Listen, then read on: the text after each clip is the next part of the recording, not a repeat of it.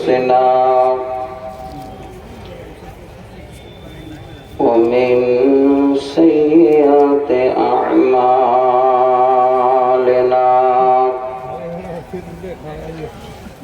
من يهده الله فلا مضل له ومن يضلل فلا هادي له وأشهد أن لا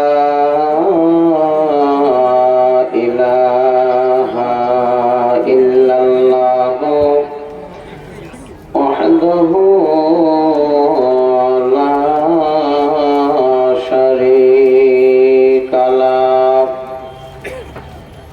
وأشهد أن محمدا عبده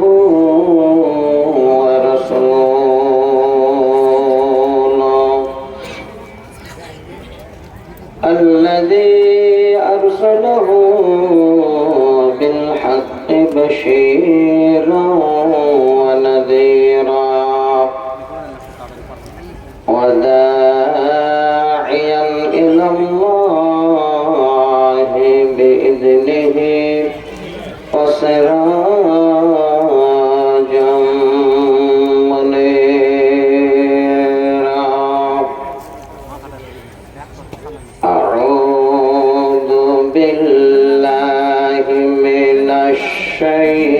الشيطان الرجيم بسم الله الرحمن الرحيم إن للمتقين مفازا حدائق وأعنابا وكواعب أترابا وكأسا دهاقا لا يسمعون فيها لغوا ولا كذابا وقال النبي صلى الله عليه وسلم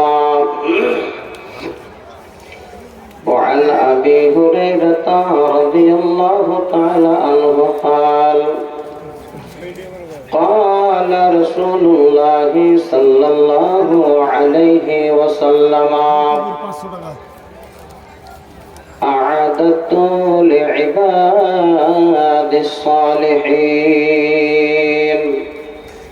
ما لا عين رأت ولا أذن سمعت ولا خطر على قلب بشر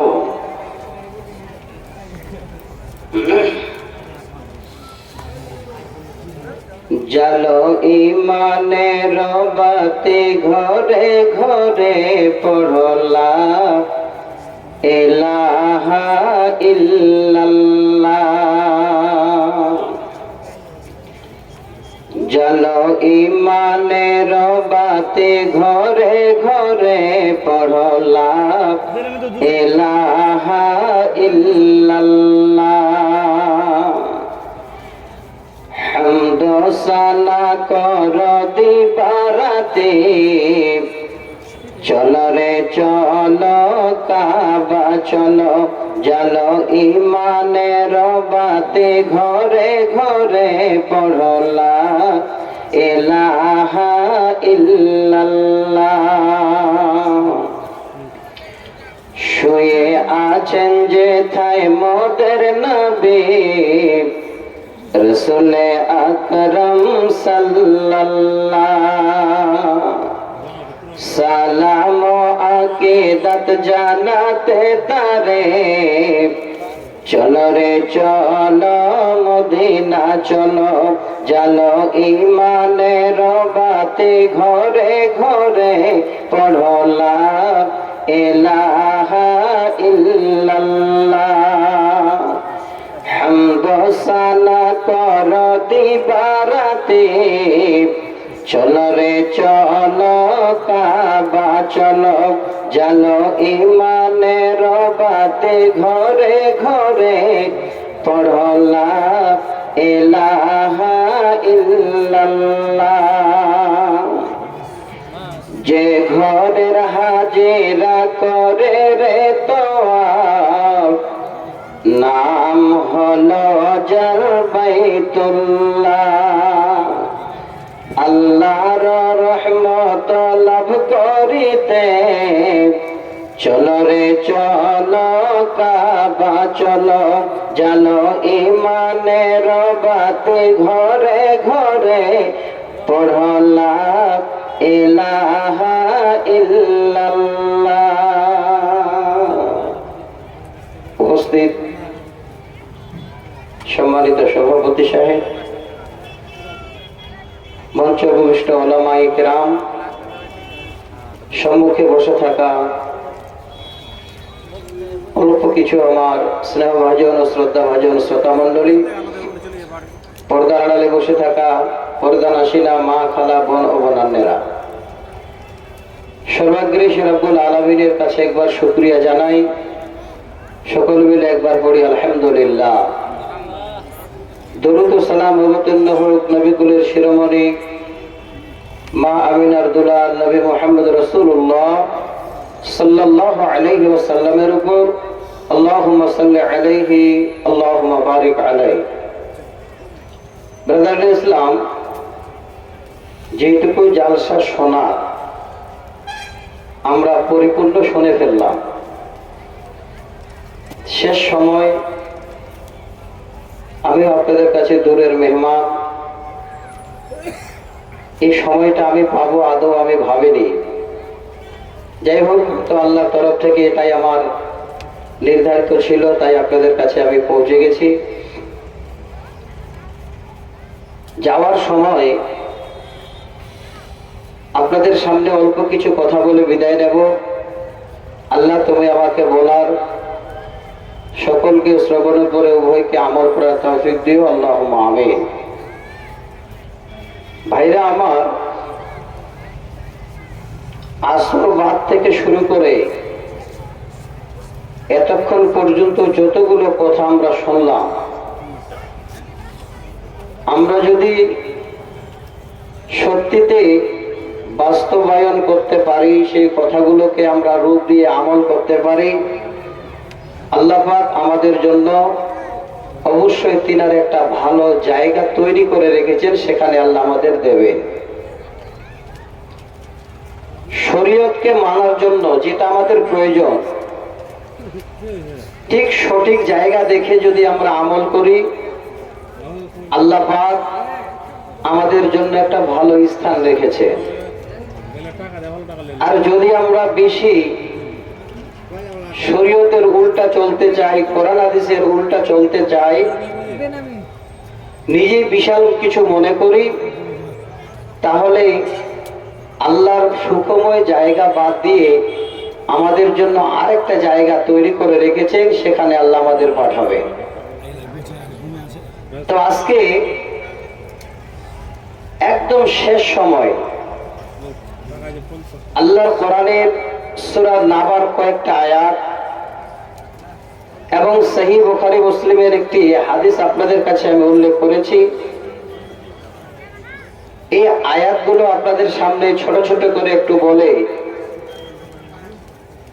অল্প একটু সারমর্ম তুলে দেব। তার সঙ্গে হাদিসের মুনাসেবাত রয়েছে, আয়াতের সঙ্গে সে হাদিসের সম্পর্ক রেখে একাধ দুটো হাদিস আপনাদের কাছে আরো আলোচনা করব। তবে শ্রোতা মণ্ডলী, সকলে একটা মাথায় আগে তুলে নেবে,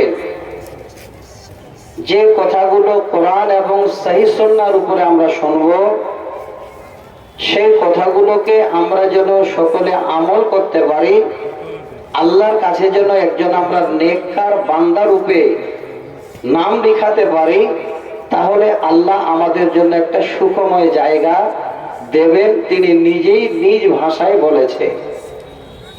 তিনার ভাষাটা কেমন আল্লাহ বলছে, বিসমিল্লাহির রহমানির রহিম, ইন্নাল্লাযীনা আমানু ওয়া আমিলুস সালিহাতি লাহুম জান্নাতুন তাজরি মিন তাহতিহাল আনহার যালিকাল ফাওজুল কাবীর। আল্লাহ বলেন, বান্দারে, ইন্নাল্লাযীনা আমানু ওয়া আমিলুস সালিহাত, যেই লোকেরা আমাকে আল্লাহ বলে বিশ্বাস করে নিল, আমার উপরে পরিপূর্ণ ঈমান নিল এবং সেই কথাগুলোকে শোনার পরে বাস্তবায়ন করলো, আমল করলো, আল্লাহ বলেন, বান্দা, লাহুম, আমি আল্লাহ তোমাদের জন্য এমন একটা সুন্দর জায়গা তৈরি করে রেখেছি, যার নাম হলো জান্নাত। যেই জান্নাতের তলদেশে সুন্দর করে দুধের এবং মধুর নহর প্রবাহিত থাকবে। আর যারা আমল করে আল্লাহর উপর ঈমান এনে নিজের জীবনটাকে বাস্তবায়িত করে এই জগৎ থেকে পরলোক গমন করবে, আল্লাহ পাক সেই বান্দাদের জন্য একটা সুন্দর জায়গা রেখেছেন, তার নাম হলো জান্নাত। এবং তারাই হলো সাকসেস, তারাই হলো বড় কামিয়াব। এবার অনেক আলোচনা আমরা শুনেছি, তিনি আমাদের ভালো করলে ভালো জায়গা দেবেন, খারাপ কর্ম করলে খারাপ জায়গা দেবেন। এবার যেই জায়গাটা আল্লাহ আমাদের দেবেন, ওই জায়গাটার নিদর্শন ছোট করে বলি, কেমন হবে? আল্লাহ সেই জায়গাটা আমাদের জন্য কি সুন্দর করে বানিয়েছেন, সেখানে কি আমাদের দেবেন? আল্লাহ বলেন, বিসমিল্লাহির রহমানির রহিম, ইন্না লিল মুত্তাকিনা মাফাজা, নিশ্চয়ই যারা মুত্তাকি, নিশ্চয়ই যারা পরেজগার, আল্লাহ ভীরু, আল্লাহ বলেন, বান্দা, তোমরা হলে আমার কাছে কামিয়াব, তোমরা হলে আমার কাছে সাকসেস। তোমাদের আমলে, তোমাদের সুন্দর ব্যবহারে আমার নজর রেখে, আমার উপরে বিশ্বাস রেখে যেভাবে তোমরা আমল করেছ, আমি আল্লাহ আমার তরফ থেকে সেটাই যেন ফয়সালা দিয়ে দিলাম। তোমরা আমার কাছে সাকসেস হয়ে গেছ, তোমরা আমার কাছে কামিয়াব হয়ে গেছ। আল্লাহ বলেন, বান্দা, যেহেতু আমার তরফ থেকে তোমাদের আমি সুন্দর করে ভাষাটা জানিয়ে দিলাম, যে জায়গাটা আমি তোমাদের দেব, ওই জায়গাটা কেমন হবে, কি আমি আল্লাহ তোমাদের দেব, হাদাইকা ওয়া আ'নাবা। আল্লাহ বলেন, বান্দারে, ওই সুখময় জায়গায় আমি আল্লাহ তোমাদের সুন্দর বাগ বাগিচা দেব, সেখানে তোমাদের সুন্দর আঙ্গুর ফলের জনক আহার দেব। ওই জায়গার ভিতরে সর্বপ্রথম আমি আল্লাহ তোমাদের আনন্দের জন্য এই রূপটাই যেন দেব, এই বস্তুগুলো দেব, তার জন্য আমি আল্লাহ আমার ভাষায় বললাম। খুব ভালো করে শুনে, নিজের ছেলে মেয়ে স্ত্রী বিবি সব বাড়িতে আছে, দেখতেও ভালো, কিন্তু আপনার পেটে যদি ক্ষুধা থাকে, বাড়িতে যদি 2 দিন 4 দিন আপনার খাবার না থাকে, ওই সময় নিজের বিবি বাচ্চাদেরকেও দেখে যেন ভালো লাগবে না। আল্লাহ এই জন্য প্রথমেই বললেন, আমি সেই জায়গায় তোমাদের আহারের ব্যবস্থা রেখেছি, সেটা হবে আঙ্গুর এবং বিশাল বাগ বাগিচা তোমাদের জন্য, সেখানে আনন্দের জন্য আমি বানিয়েছি। আল্লাহ বলেন, বান্দা যখনই তোমরা এই জায়গাটায় এই রকমের একটা শান্ত পরিবেশ পেয়ে যাবে, আমি আল্লাহ ওই শান্ত পরিবেশে চলার জন্য আবার তোমাদের জন্য কত সুন্দর নিয়ামত তৈরি করে রেখেছি। শোনো, আল্লাহ বলেন, বান্দারে ওয়াকাওয়াইবা আতরাবা, আর ঠিক তোমাদের জন্য নব্য যুবতীরা এভাবে তোমাদের সঙ্গে আনন্দ করবে। তাদের দেখে তোমরা যেন জীবনে এমন খুশি হবে রে বান্দা, আমি ঠিক তোমাদের সমবয়স্কে সুন্দর সুন্দর নারীদের তোমাদের জন্য সেখানে রেখেছি। আল্লাহ বলেন, বান্দা এই জন্য প্রথমে আমার ভাষাটা আমি যেন এইভাবে বলে দিলাম, ইন্না লিল মুত্তাকিনা মাফাজা, যারা মুত্তাকি হবে, যারা পরেজগার হবে, জীবনে দুনিয়াতে কষ্ট করে আমল করে আমার কাছে আসবে, আমি আল্লাহ বলে দিলাম তারা আমার কাছে কামিয়াব, তারা আমার কাছে সাকসেস।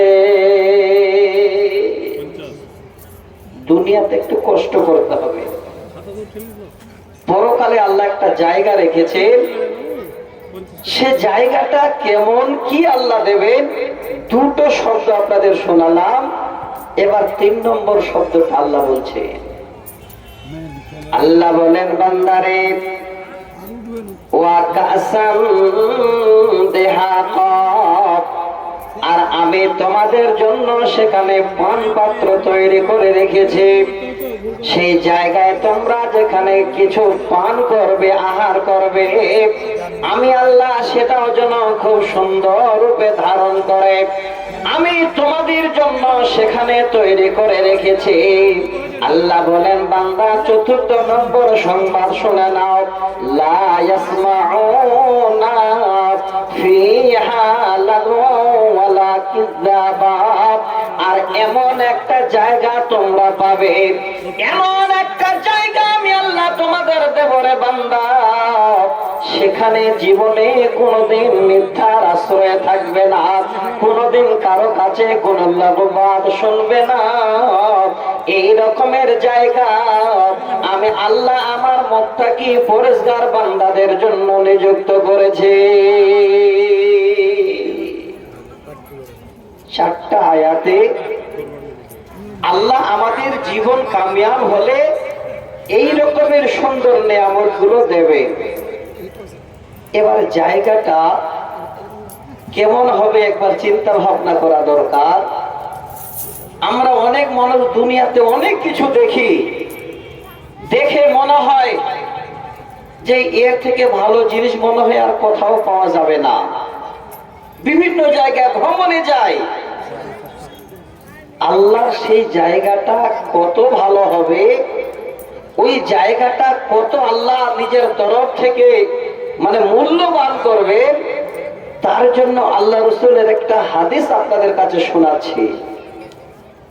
নবী আমার বলেন, আ'আদাতু লিইবাদিস সালিহিন, আল্লাহ পাক বলেন, নবীর মাধ্যম দিয়ে আল্লাহর নবী যেন কথাটা বলেন, হে বিশ্বের আল্লাহর বান্দারা, হে উম্মতেরা, যারা তোমরা পৃথিবীর বুকে সালেহ বান্দা, সৎ বান্দা, তোমাদের জন্য আল্লাহ এমন একটা জায়গা তৈরি করে রেখেছেন।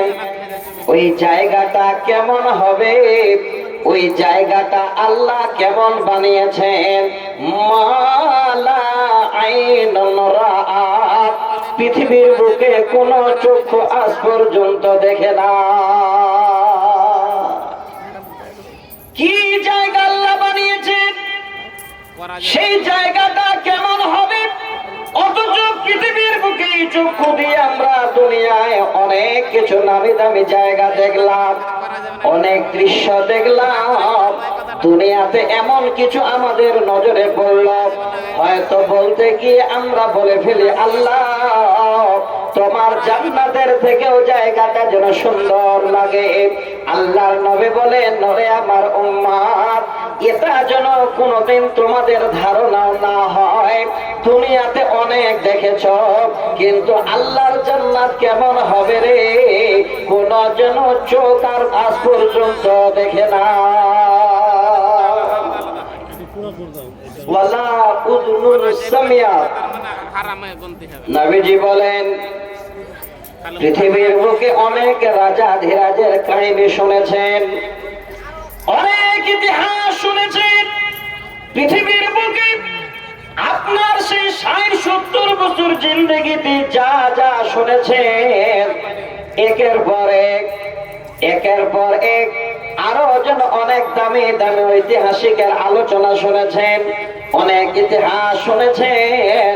আল্লাহর নবী বলেন, উম্মত রে, যা কিছু শুনেছ তার মধ্য থেকে ওয়ালা উযুনুন সামিয়াত, আল্লাহর জান্নাতটা এমন হবে রে, কোন কান যেন আজ পর্যন্ত তা শুনে না।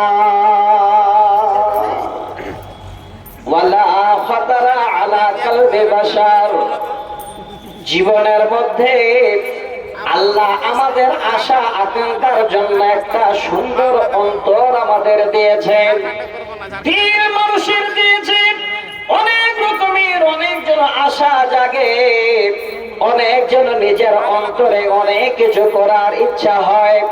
আল্লাহর নবী বলেন, উম্মত ওয়ালা খাতারা আলা কলবি বাশার, আজ পর্যন্ত কোন হৃদয় এই রকমের কল্পনাও করতে পারে নাই আল্লাহর ওই জায়গাটা কেমন সুন্দর হবে, দেখতে কেমন হবে, আল্লাহর তরফ থেকে এমন কি কি সেখানে পাওয়া যাবে।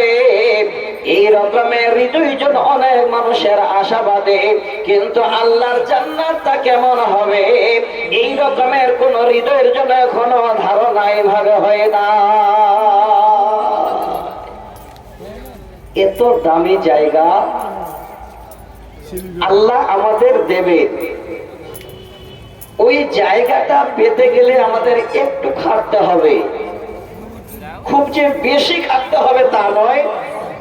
আমি বুখারী মুসলিমের ২-৩টা হাদিস শোনাচ্ছি ছোট ছোট করে। ওই জায়গাটা পাওয়ার জন্য আমরা যদি একটু চেষ্টা করি, তাহলে আল্লাহ পাক রব্বুল আলামিন জায়গাটা আমাদের জন্য নির্ধারিত করে রেখেছেন, আল্লাহ সেই জায়গা আমাদের দেবে। এবার যিনি হলেন আমাদের পথ প্রদর্শক, যার মাধ্যম দিয়ে আমরা এতগুলো জানতে পেরেছি সত্যের সন্ধান নবী মুহাম্মদ রাসূলুল্লাহ সাল্লামের দ্বারায়, তিনি বলছেন, উম্মত এই জগতে যদি ছোট ছোট কিছু জিনিসকে মেনে নাও, আল্লাহর জান্নাত যাওয়ার জন্য আমি নবী তোমাদের জন্য যথেষ্ট হয়ে যাব। সহিহ বুখারীর হাদিস। ওয়ান সালিম ইবনে সাদ قال قال رسول الله صلى الله عليه وسلم من يضمن لي ما بين لحييه وما بين رجليه أضمن له الجنة।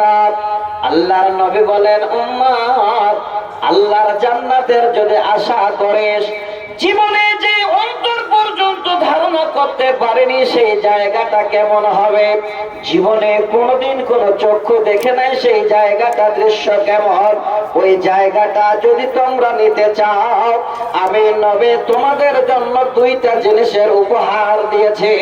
এই জিনিস দুটোকে যদি পরিপূর্ণরূপে তোমরা মান্যতা দাও, আমি নবী তোমাদের জন্য কথা দিচ্ছি, ওই আল্লাহর জান্নাত যাবার জন্য আমি নবী তোমাদের জন্য জিম্মাদার হয়ে যাব। দুটো জিনিস। কি দুটো?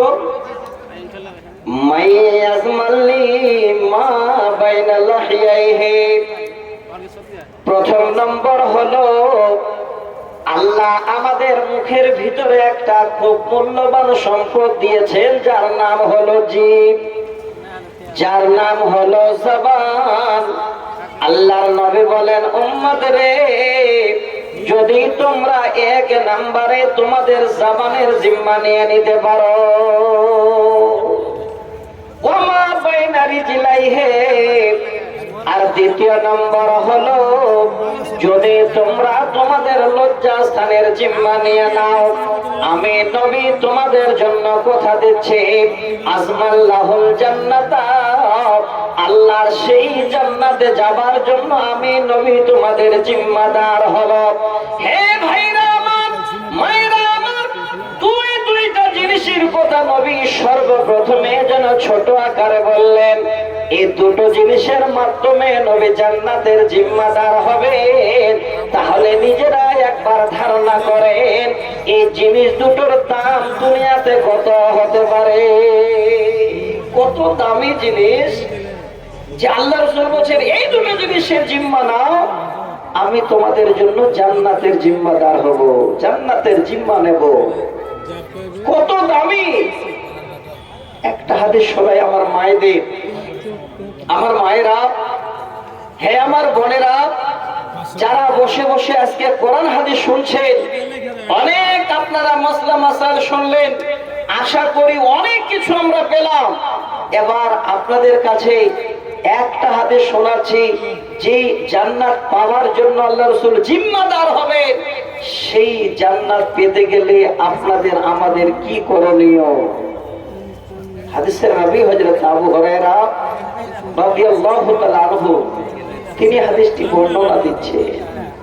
ওয়ান আবি হুরায়রা রাদিয়াল্লাহু তাআলা আনহু قال قال رسول الله صلى الله عليه وسلم إن فلانة تستر من كثرة صلاتها وصيامها وصدقاتها غير أنها تؤذي جيرانها وبلسانها।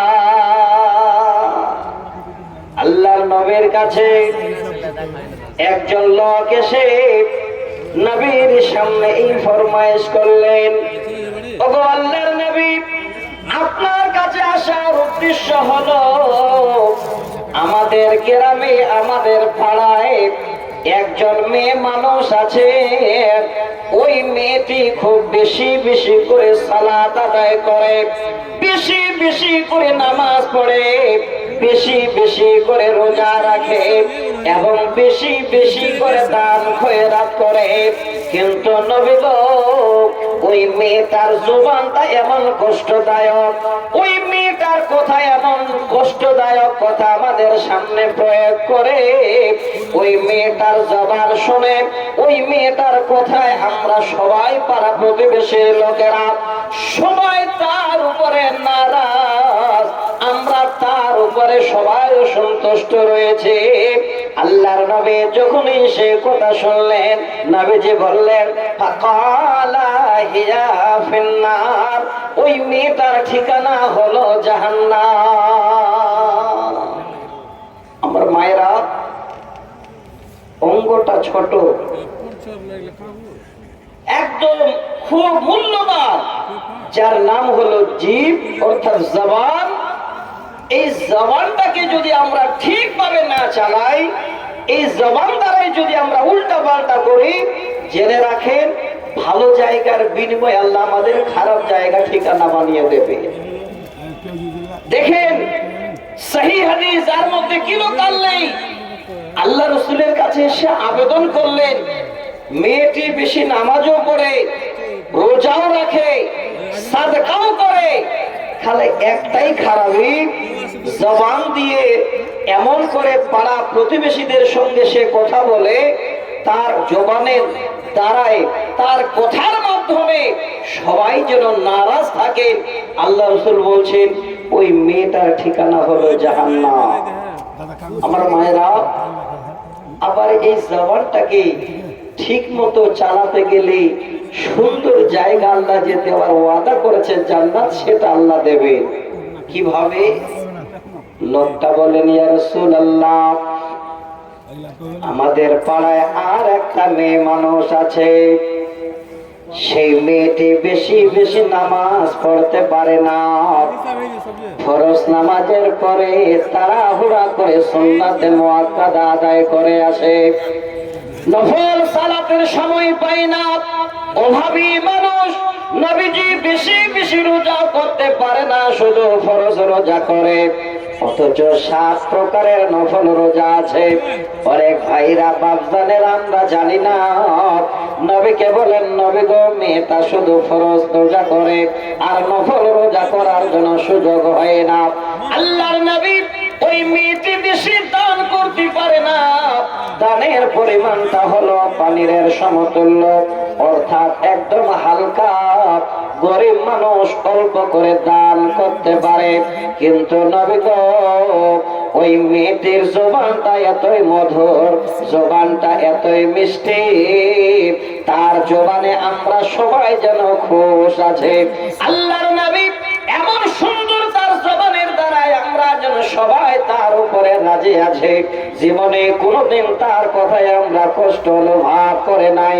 নবীজি বলেন, ক্বালা হিয়া ফিল জান্নাত, ওই মেয়েটার ঠিকানা হলো আল্লাহর জান্নাত।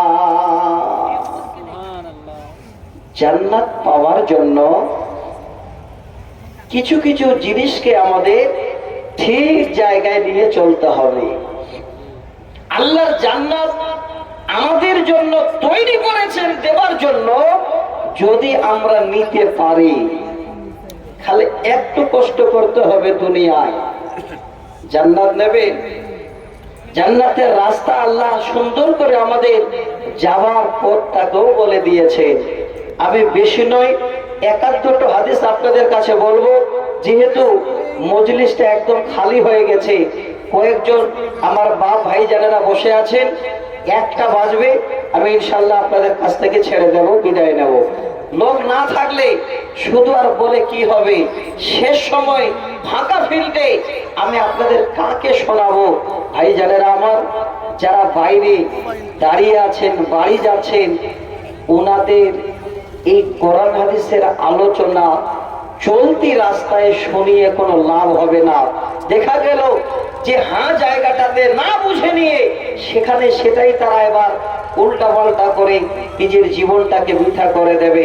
অতএব সামনাসামনি আপনারা কয়েকজন আছেন, আমি কিছু কথা আপনাদের বলছি। বন্ধু, আল্লাহর জান্নাত যদি পেতে চান, নিজের জীবনটাকে আল্লাহর রাস্তায় আগে উৎসর্গ করে দেন। জীবনে সৎ আমল কি করলে কিভাবে করা যায়, সৎ পন্থায় কিভাবে চলা যায়, যার জন্য আল্লাহ আমাদের সেই জায়গাটা রেখেছেন, ওই জায়গাগুলো আগে একটা একটা করে খুঁজে বের করতে হবে। যদি আল্লাহ সেই জায়গাটা মিলিয়ে দেন, জীবনে কোনোদিন আর সেই জায়গার সমতুল্য জায়গা হবে এই রকমের কোনো রেকর্ড নেই যে তার থেকে আর দামি জায়গা পৃথিবীর বুকে হোক, আল্লাহর কাছে হোক, আছে। সহিহ বুখারীতে হাদিসের রাবী হযরত আবু হুরায়রা তিনি বর্ণনা দিচ্ছেন, হে নবীর উম্মতেরা, হে আল্লাহর বান্দারা, আল্লাহর জান্নাত যদি পেতে চাও, ওই জান্নাতের মূল্য কেমন হবে, জান্নাতের দাম কত হতে পারে, শুধু খালি ছোট্ট করে উদাহরণ দিয়ে আল্লাহ রাসূল বলে গেছেন। ওয়ান আবি হুরায়রা রাদিয়াল্লাহু তাআলা আনহু قال قال رسول الله صلى الله عليه وسلم موضع صوت في الجنة خير من الدنيا وما فيها। আল্লাহ নবী বলেন, ওরে আমার উম্মত, যে আল্লাহর জান্নাত আল্লাহ আমাদের জন্য বানিয়েছেন, ওই জান্নাত কত দামি, কত দামি।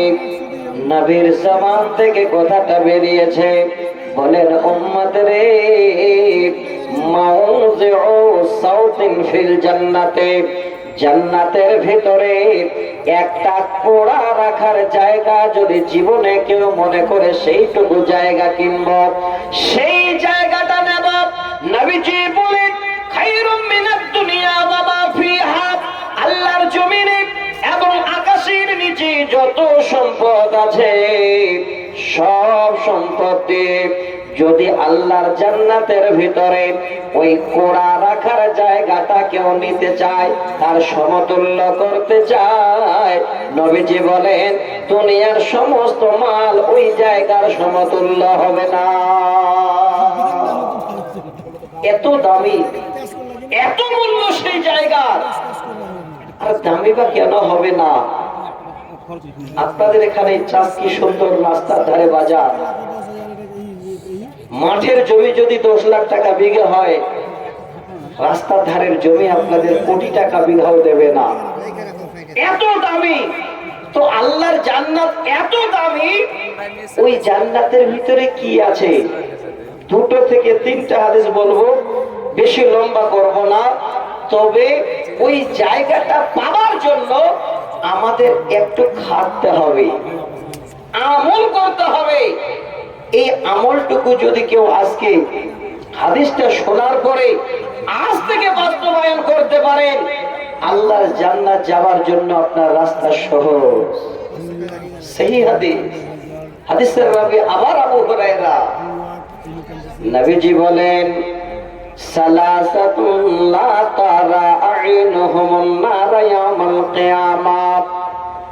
আবু হুরায়রা হাদিসটি বর্ণনা দেন, আল্লাহর নবী বলেন উম্মত রে, 3 প্রকারের চক্ষু আল্লাহর জাহান্নামের আগুনে কঠিন কিয়ামতের দিনে যেন যাবে না।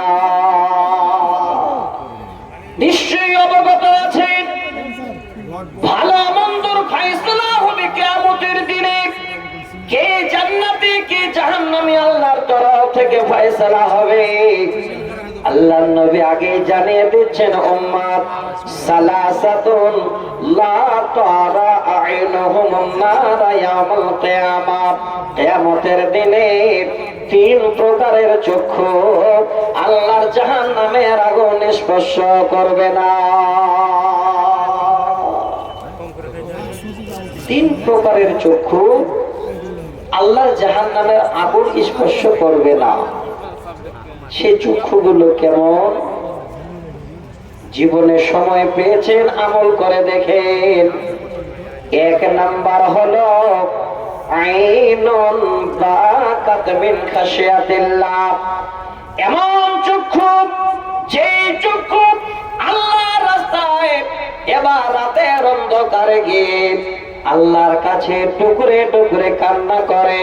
জীবনে কত গুনাহ করেছে নিজে জানে আর আল্লাহ জানে।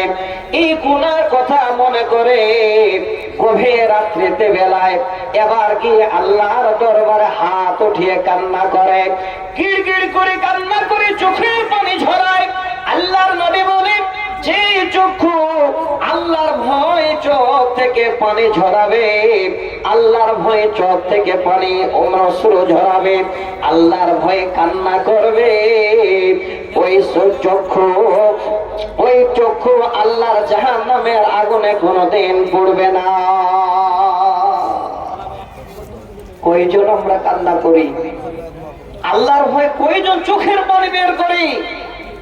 আমরা সারা রাত আড্ডা মারি, বন্ধু বান্ধবের সঙ্গে গল্প গুজবে, বিভিন্ন দুনিয়াবি আমরা আহার করে, বাজে বাজে কমেন্ট করে সময় ঘন্টার পর ঘন্টা আমরা নষ্ট করি। কিন্তু আমাদের নসিব এমন খারাপ যে আল্লাহর জাহান্নাম থেকে বাঁচবো, আল্লাহর ঘরে গিয়ে একবার গভীর রাত্রি বেলায় 2 রাকাত সালাত আদায় করে কান্না করে নিজের চোখ থেকে যে পানি ঝরাবো, এই রকমের বান্দাদের দেখতে পাওয়া যায় না। এই রকমের আল্লাহর বান্দা দুনিয়াতে খুব কম দেখতে পাওয়া যায়। অথচ যদি আল্লাহর ভয়ে আমরা কান্না করে এই চোখ দিয়ে পানি বের করতে পারি, তাহলে আল্লাহ পাক রব্বুল আলামিনের নবী বলছে ওই চক্ষু আল্লাহর জাহান্নামে যাবে না। 2 নম্বর, ওয়াইনুন হারাসাত ফি সাবিলিল্লাহ, যে চোখ আল্লাহর রাস্তায় পাহারা দেয়, অর্থাৎ রাত্রিবেলায় ভালো কাজের জন্য মানুষের কাছে যায়, সুন্দর করে ভালো দিনের জন্য কিছু এই রকমের উপার্জন করে, রাতে এই রকমের চক্ষু জেগে জেগে কেউ তেলাওয়াত করে, নিজে কেউ তাসবিহ তাহলিল করে, আল্লাহ রাসূল বলছেন সে চক্ষু আল্লাহর জাহান্নামে যাবে না। 3 নাম্বার, ওয়া আইনুন গাদাত আন মাহারিমিল্লাহ, একজন মুহরিম নারীর দিকে একবার চোখ পড়ার পরে যখনই সুন্দর করে চোখটাকে আবার নিচু করে নিল আর বলছে আল্লাহ সে তো আমার বোন নয়, সে তো আমার খালা নয়, সে তো আমার মা নয়, এবার কি করে দ্বিতীয়বারে তাকায়, চোখটা নিচু করে নিল, আল্লাহ রাসূল বলছেন সেই চক্ষু আল্লাহর জাহান্নামের আগুনে পড়বে না। আমার ভাইরা, আমার বাপজানেরা, আমি আপনাদের কাছে খুব দুঃখিত, এত কষ্ট করে এত দূর থেকে আমি এসেছিলাম, অনেক আশা ছিল।